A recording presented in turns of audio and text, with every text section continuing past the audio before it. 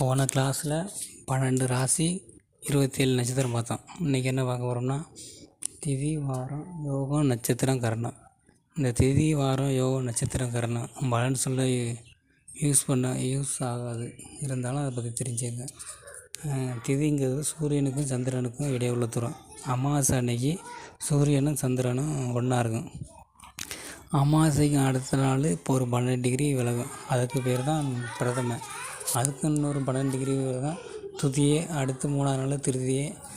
3ஆவது நாளில் அந்த 12 டிகிரி விலகிறத பொறுத்து தான் துதியே. 4ஆவது நாள் சதுர்த்தி, 5ஆம் நாள் பஞ்சமி, 6ஆம் நாள் சஷ்டி.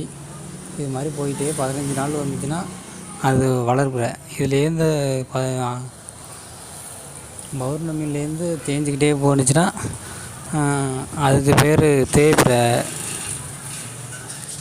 அடுத்து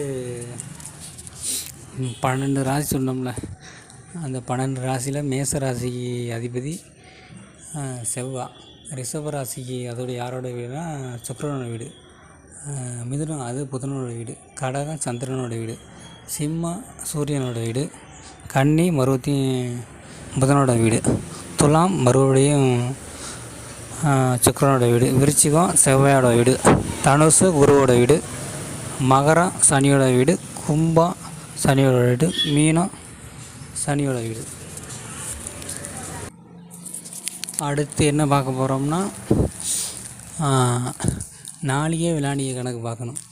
இப்போ நம்ம 1 மணி நேரம் 2 மணி நேரம் சொல்கிறோம்னா அது இங்கே ஆங்கிலேயர் சொல்லி கொடுத்தது.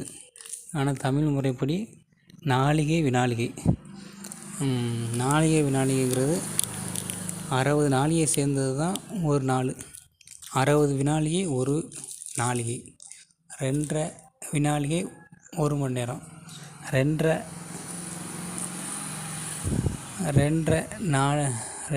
நாளிகைங்கிறது தான் 1 மணி நேரம், 2.5 விநாளிகைங்கிறது 1 நிமிஷம்.